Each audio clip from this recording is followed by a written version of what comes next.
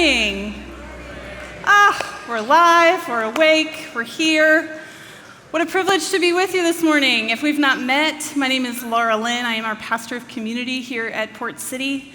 I am extremely honored to be here with you this morning. For those of you here in the room in Wilmington, those of you watching online, and a little shout out to our Leland campus. So grateful. It was a little shout out. It was there. Maybe Leland didn't hear it, but that's okay. The Lord sees your heart.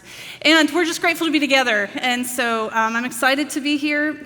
And if you know me, you know that I probably overshare way too often. I am one for self-disclosure. Just want to be known. It just comes from an honest place.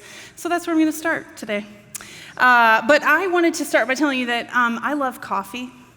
Anyone else in here? Coffee drinkers? Thank you. Thank you. That's why you're all at the 11. You were taking your time having your morning coffee. I see you, and I honor you.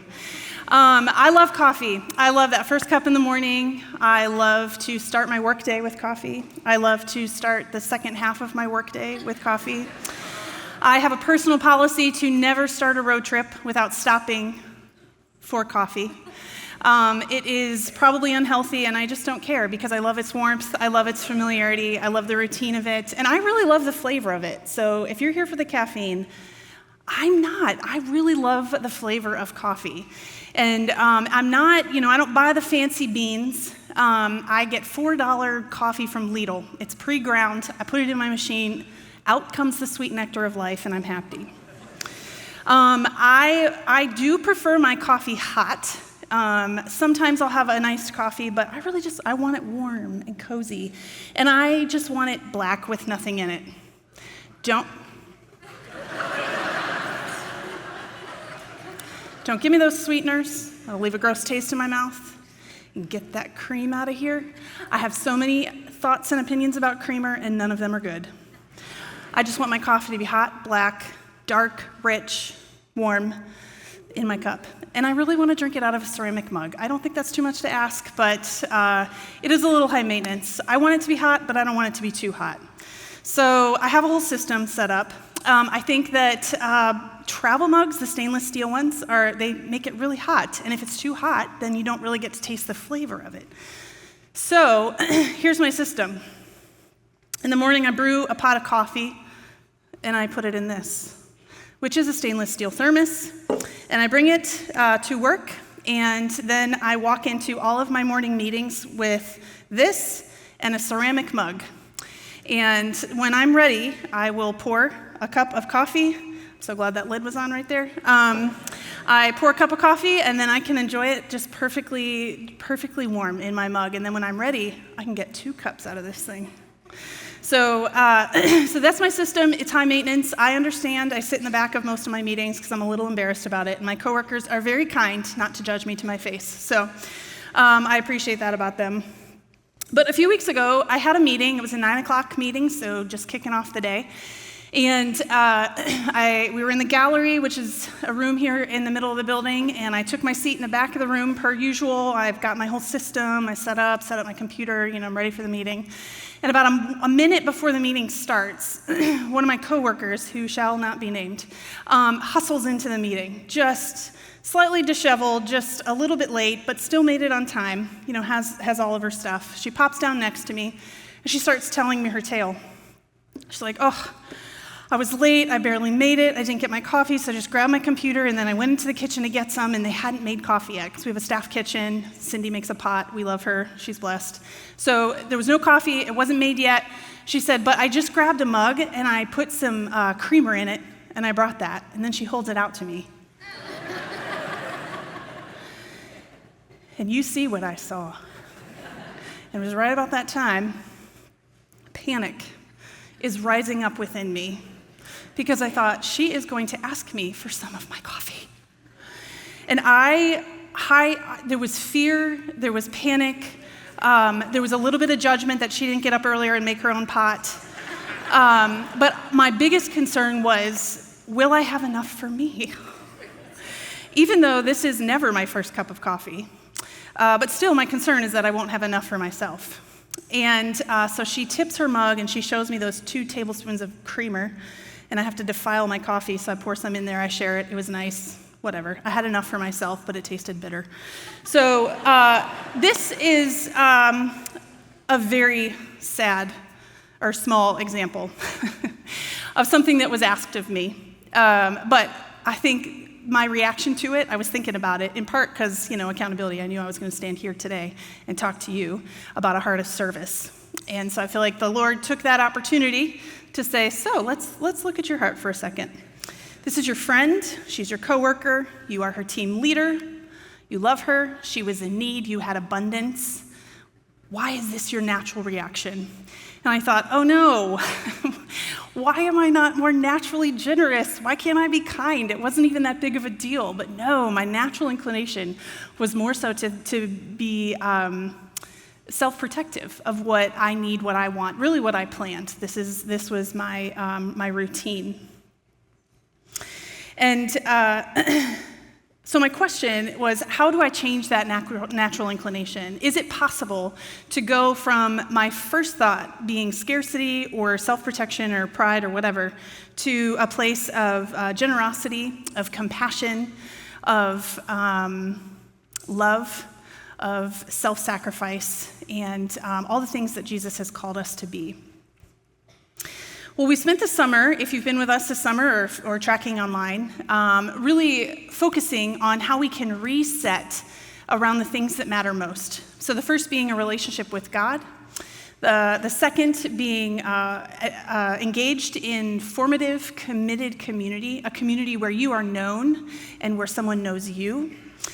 Being active in service and offering anything that we have, whether it's our things, our coffee, our time, our hands, our feet, a listening ear, whatever the case may be, offer it in service, and then leveraging our lives, all that we have, to build God's kingdom over our own. And so I hope that you've been taking the summer to do that in whatever that looks like for you in your family or in your season of life. And last week, Brett was out here and he shared with us talking about how do we reorient around our relationship with God and with others. And he talked about how there's a direct relationship between our time and our relationship with God and others. And so the question that I want to talk about today is how do we reorient our capacity to live a life of service and sacrifice and offering? How do we reset and reorient our capacity for self-sacrificing, others-oriented living? This is the way of Jesus, and this is our hope for everyone who's a part of Port City. And so how do we do it? What does that look like? Is it that we do more stuff? Is it that we try harder? I actually would posit that I think it starts with what we want. I think it starts with our desire. So I believe that we are desiring beings. An ancient North African bishop, St. Augustine, perhaps you've heard of him, this was sort of his big thing, is that we are desiring beings and we're driven and compelled by by our loves is the word that he used, by our affections and the things that we desire. And I agree with him, actually, and I think that has stood the test of time because I think it's true. And I think it's not necessarily a bad thing. I think that's how we've been designed. And God knew that, and he put that in us. And so, but what we also know is that not all of our desires are good, and nor are all of the things that we try to satisfy our desires with helpful or good or even satisfying, for that fact. So we are people of desire who, at the end of the day, are going to do what we want to do. Do you feel that? At the end of the day, I am going to do what I want to do. But sometimes I say I want to do something, but there's actually a greater desire that kind of trumps it. And so still, I'm driven by my desire. It just happens to be that I have a greater desire for something. So for instance, I may have a desire to be healthy, to live a healthy lifestyle. I have a greater desire for the Oreos that are sitting in my cupboard. That's why I put them there. And so one trumps the other, right? You may have a desire for the new phone when it comes out. But you might have a greater desire for the vacation that you know you need, that you've been planning for, that you're saving for, that's yet to come. And so you maybe save your resources for the greater thing that you're looking for, the vacation. Or you may desire to have more friends, but your greater desire is the comfort of your own home. Or more so, your greater desire is avoiding the discomfort of having to be social or having awkward moments. We've already talked about awkward moments, greater desire. You may have a desire to be faithful, but your desire to not feel the deep pangs of loneliness that you're currently feeling, that might be greater. And so then you sacrifice some things in order to get this immediate satisfaction. Maybe you desire to trust God, but you have a greater desire to feel a sense of control. And so we jump to the thing that we can see and touch and maybe have a sense of control over instead of waiting on the Lord. And I think we can will ourselves to do something. I think that we can discipline ourselves out of responsibility for a certain amount of time. But at the end of the day, if we do not have a desire for the activity that we want to do or for the result of that activity, I just think there's a runway. I don't think it is sustainable at the end of the day. I think that there has to be something in us that compels us, that drives us, that pushes us to push through the hardships and the barriers that are going to come in getting to what we want to get to. And I think desire is strong enough for that. So I think it's actually a beautiful thing that we are desiring creatures. I actually discovered this several years ago. I was having a hard season with a friend, and I remember I had been praying over and over, Lord, please help me to be kind, to forgive this person, to reconcile the relationship. And I was praying it over and over, and it just wasn't changing. I kept hearing myself praying the same thing over and over. And sometimes those things take time, so that's fair. But one time I was like, why do I keep asking for this and it's not happening? I guess I don't know what triggered it, but it was like, I had to go a step further. Do you actually really want to forgive this person?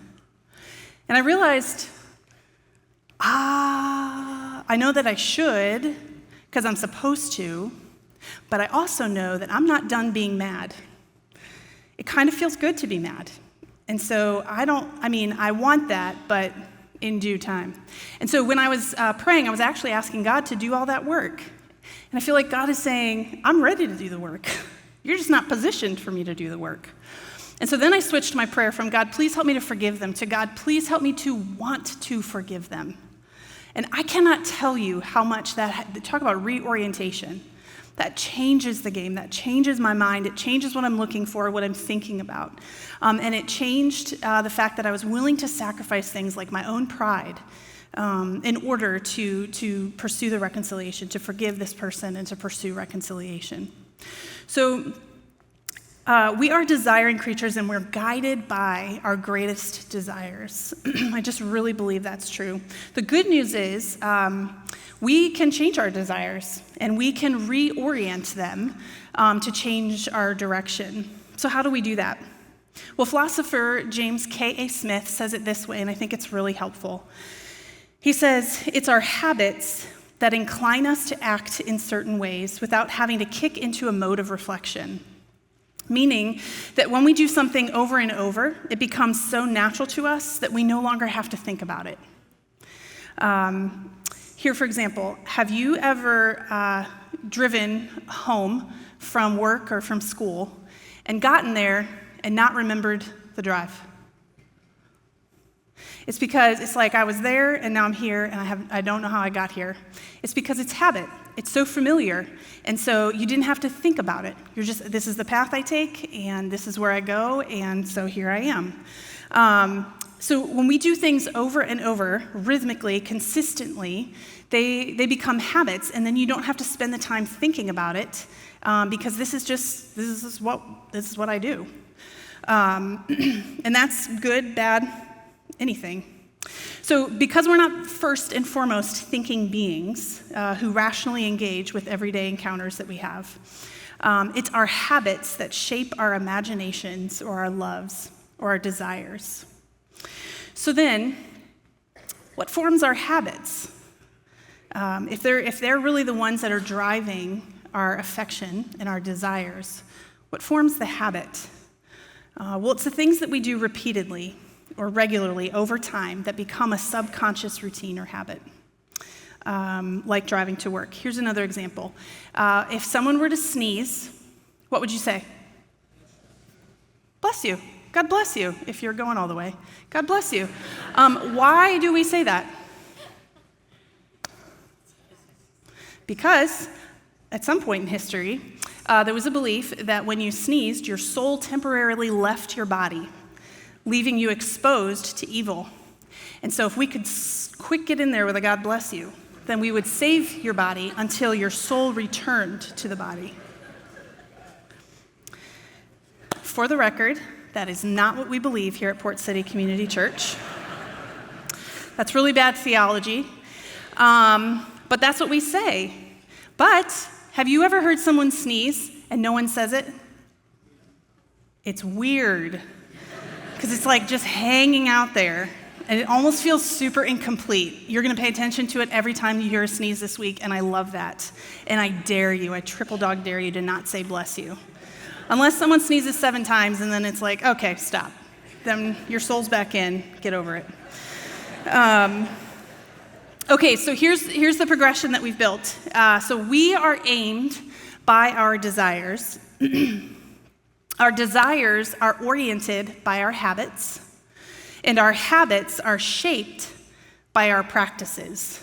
And I know that's like a whole progression, but I think it's super helpful to think of how what we do regularly shapes what we want. So shortly said, our desires are guided or aimed by habit-shaping practices, things we do over and over, rhythmically, consistently, to where it becomes a habit. Something that we do without even thinking about it. We aren't spending time deciding if we're going to do it. We just do it. And when something becomes a habit, that shapes who we're becoming, which in turn impacts and orients what we desire and where our affections lie. So, what do you want? How do you reorient your desires that direct your life? I think we can constantly work to do what we think we should do, but how much more if we focused on aligning our desires with what God wants for us? If we say if we say we want to live a life that pleases the Lord, if we want to be like Jesus, how much more if we work to align our desires with what He wants? How much more could we become like that than if we're driven by obligation or fear or responsibility even? But if we could align our affection and our love, I think that's more compelling than a sense of responsibility. And I'm high responsibility, but I think that if we can align what we love and what we look for with what Jesus loves and with what Jesus looks for, I think that's what we're going to be drawn to, and that's going to change the way we live. And it's going to become a little bit more natural for us to live that way. Pastor and theologian Eugene Peterson calls this the unforced rhythms of grace. It's a way of being where a life of rest and joy and peace and love become more natural, more unforced for us. And so here's a familiar passage that we've talked about this summer multiple times, but it's in Matthew chapter 11.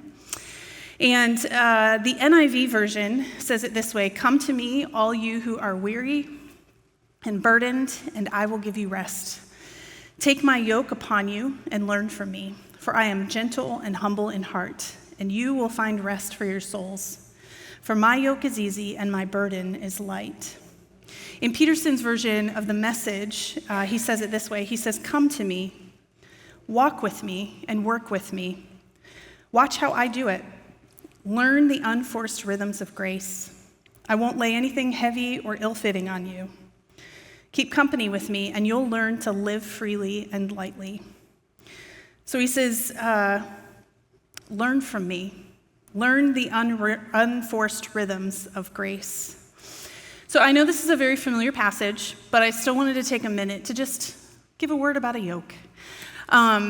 So we know, maybe you don't, but maybe you do know that a yoke, Jesus was speaking to a group of people who farmed the land, right? So they would do that with horses and oxen and things like that.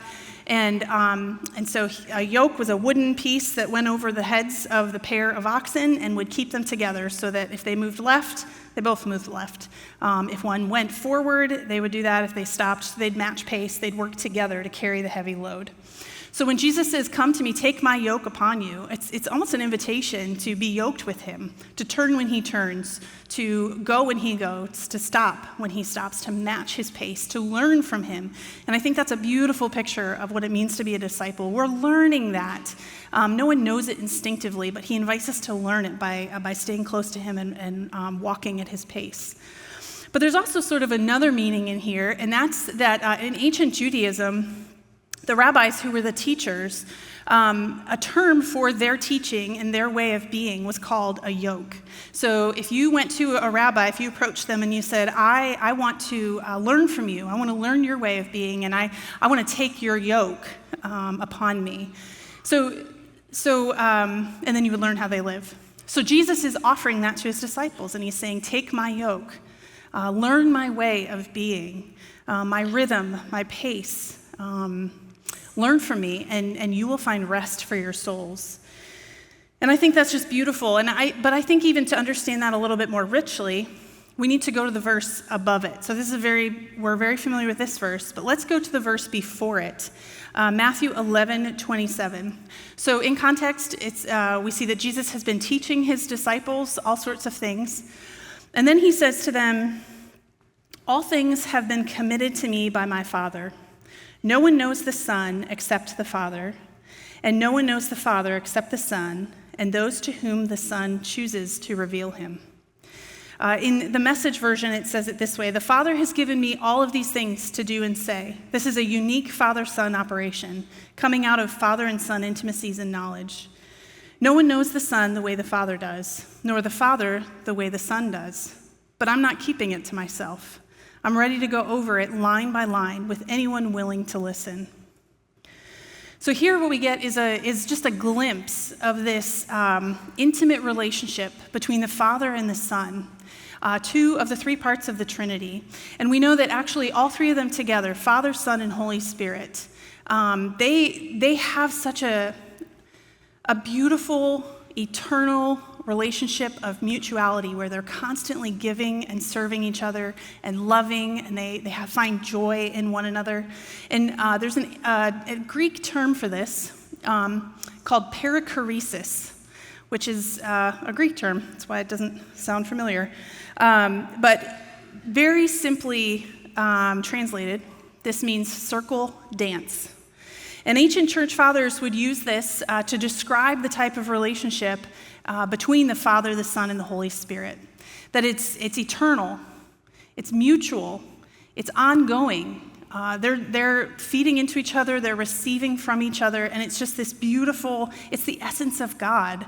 That's why God is love, because that's what's happening here constantly.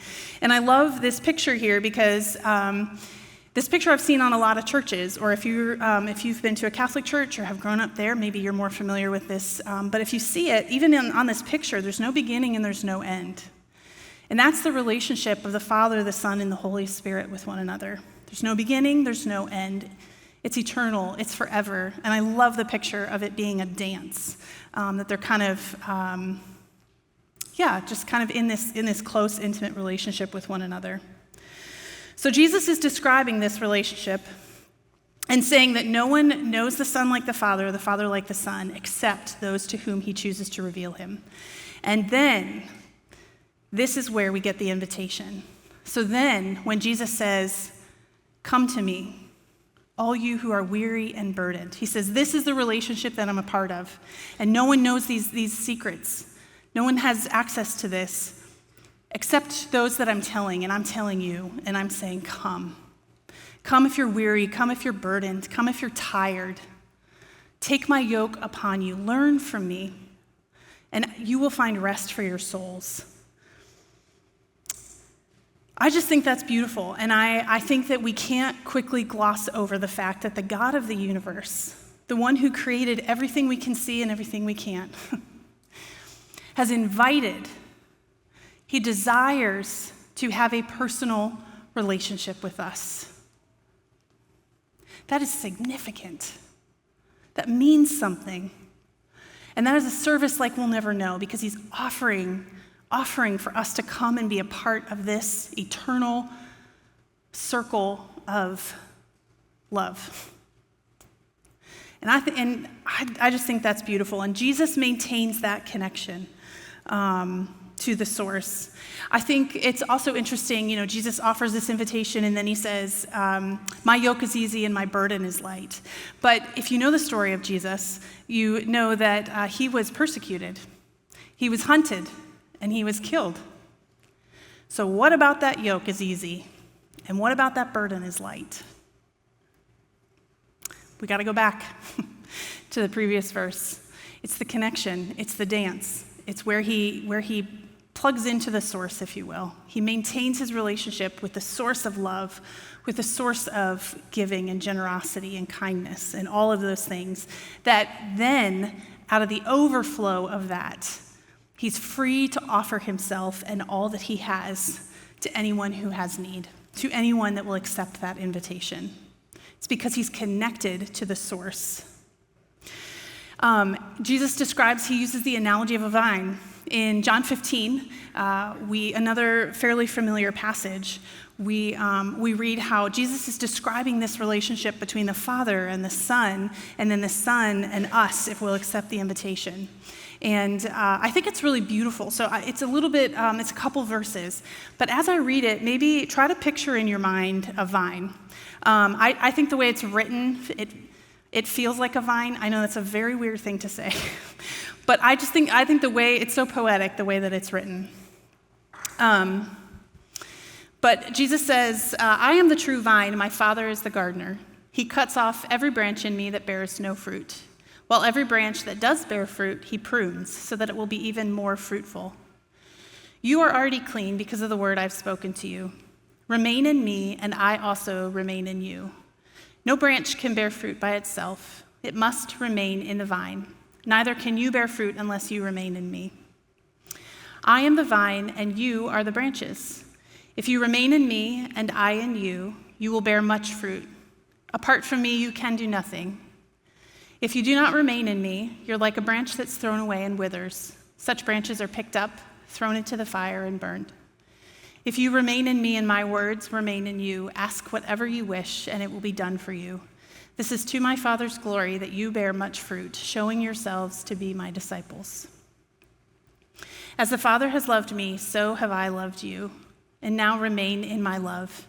If you keep my commands, you will remain in my love, just as I've kept my Father's commands and remain in his love. I've told you this so that my joy may be in you and that your joy may be complete.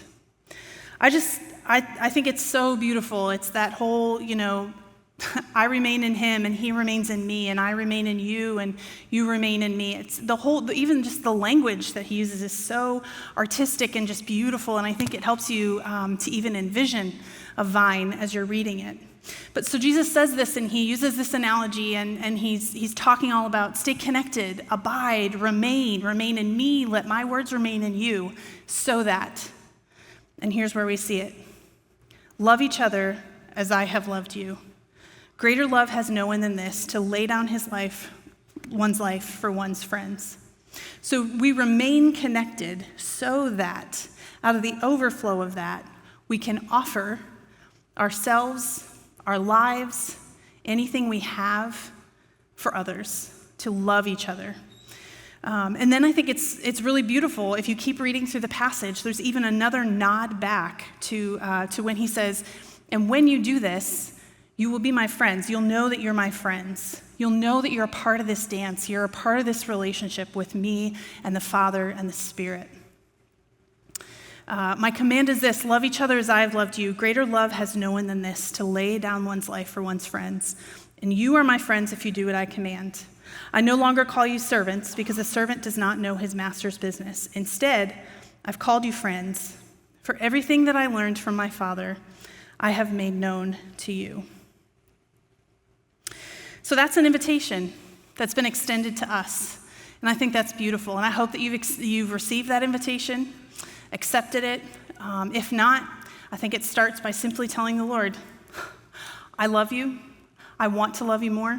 I want to serve you. I want to know more. I don't even understand you, but I know I want it. It's a great place to start. If you've already accepted that invitation, the question is, what does this look like practically in our everyday, ordinary lives? Well, the first is we have to abide. We have to stay connected. We have to stay connected to the source that is going to sustain us. So it's not just in terms of serving. It's not just doing more. It's not just offering more. It starts by staying connected to the source that will supply and sustain and restore our capacity to serve, and then reorient our desire to leverage our lives for the kingdom. I think we'll stick with the vine for a second. If you were to look at a vineyard, the classic picture of a vineyard is these beautiful rows. Think of the Napa Valley of vines. And so you're looking at the vines, but what you may or may not see is what's actually supporting them, and that's the trellis. That's what we call the framework or the structure, the posts and all the wires that you tie the branches to. And so what the trellis serves as is a framework to support the branches so that they grow in the right direction, and then also to support the branches when the fruit is growing, because the fruit is really heavy. And so something else that I think is interesting is it keeps the fruit off the ground so it can grow, but it also exposes the fruit to the elements. Because what they find is that when grapes are exposed to the elements of nature, they develop a resistance and they actually develop a sweeter flavor. And so I just think that's interesting, that we need a little resistance to get a little sweeter. I'll leave that one there. And this trellis, I think, is a great picture for us of what the spiritual practices serve as. They're really a structure, a framework to help us, the branches, stay connected to the vine, Jesus. And last week, Brett talked about quiet time, the rhythmic practice that becomes a habit of spending time, setting aside time regularly, preferably daily, whatever that looks like, to sit in the presence of the Lord, to talk to God, to listen, to learn, to pray, to just be with God. And I just think that's beautiful. And these practices, whether it's quiet time or prayer or even coming to church and worshiping, I think those can be practices too. But they're ways that we construct a trellis or a framework to keep us connected to the vine. So a habit of quiet time, or a practice of quiet time, I think develops a habit of relationship, of building a relationship, of showing up when you're consistent. A practice of tithing or giving develops a habit of trusting. When you say, Lord, you've given me this, I'm going to give a portion of it right back to you. Even though I feel like I need it, I'm going to give it back to you, and I'm going to trust you that you're still going to provide for what I need. That develops a habit of trusting. A practice of Sabbath. We did this corporately as a church. I hope you're doing it personally as well, but when we do that rhythmically, more than just once a year, but when we do that personally, whether it's every week or what that rhythm looks like for you, it develops a habit of rest, a habit of sacrifice, a habit of trusting, celebrating, of remembering, and that's gonna form us over time. And then over time, you know what's going to happen? You're going to start to desire that, and it's not going to become as much of a sacrifice to rest and to stop and to pursue delight. But I think it's worth mentioning that none of these practices are actually the point. The trellis is not the point of the vineyard.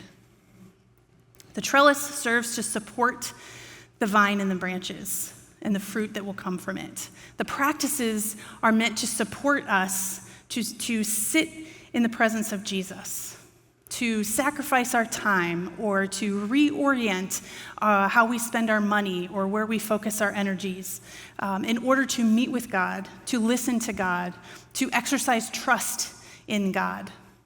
What happens when you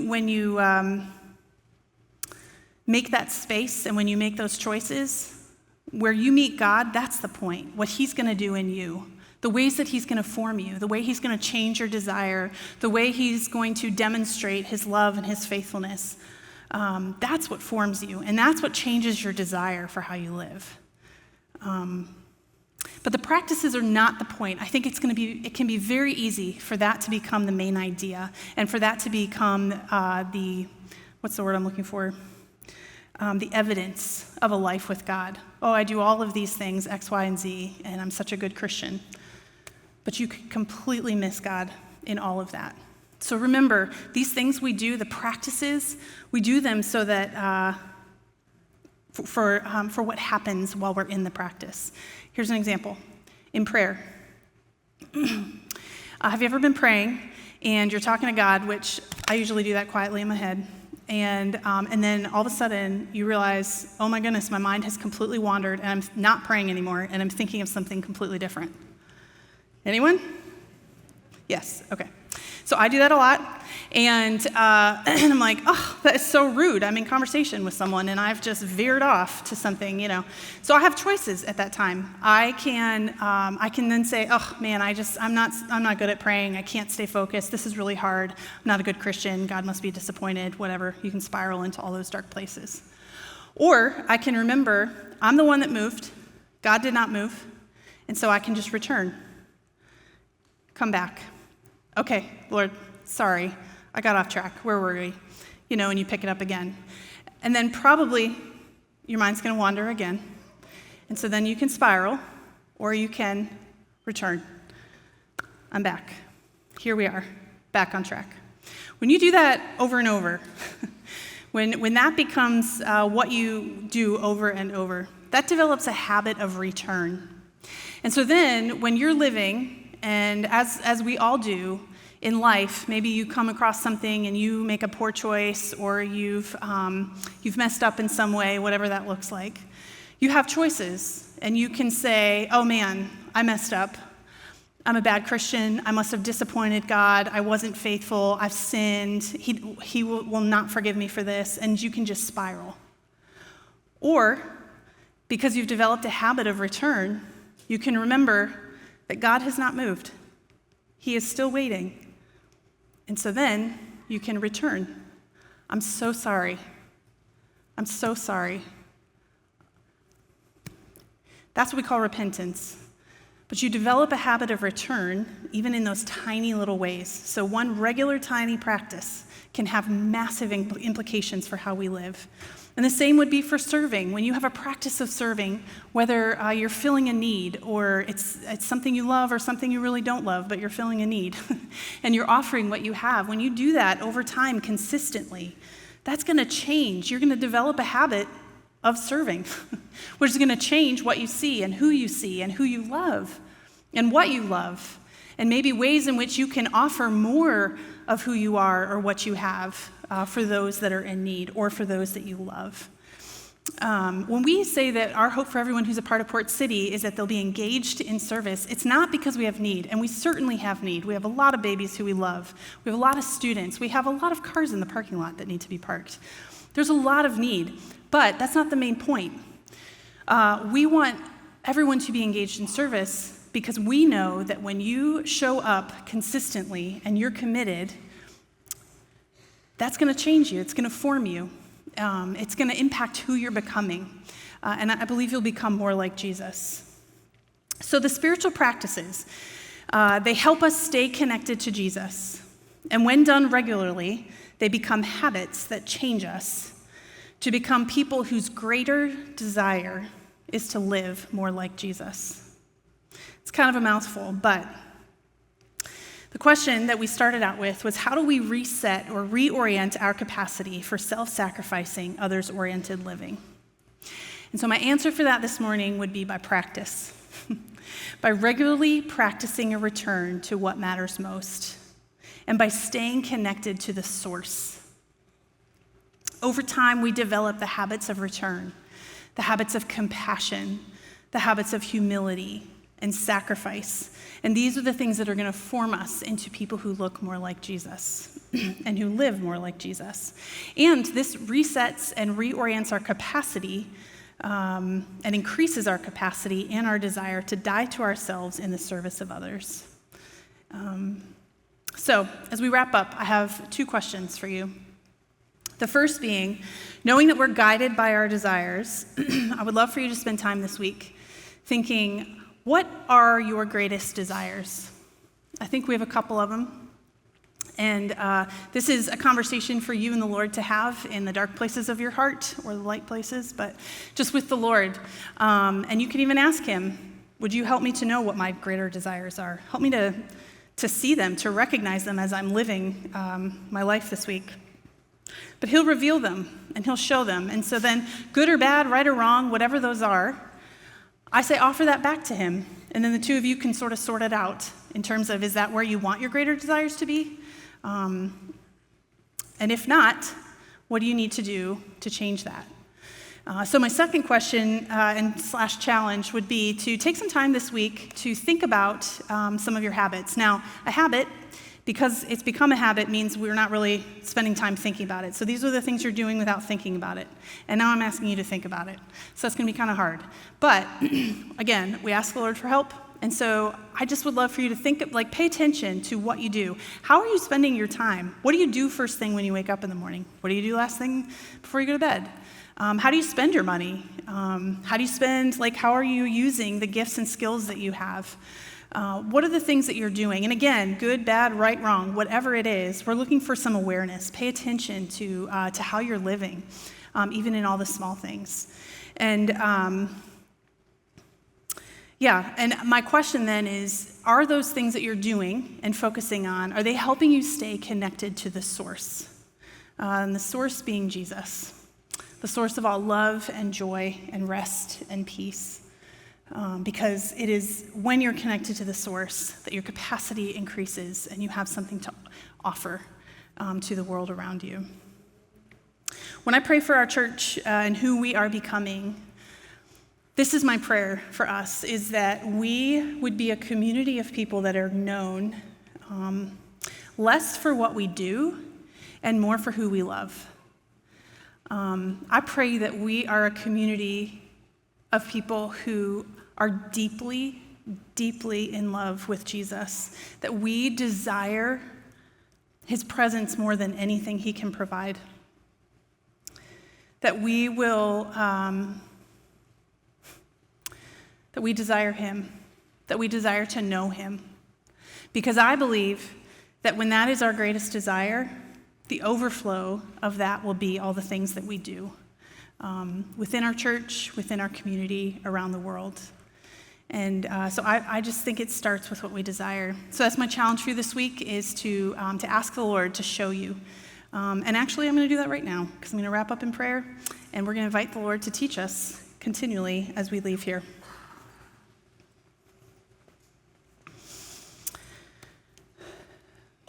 Father, thank you for this time. Thank you for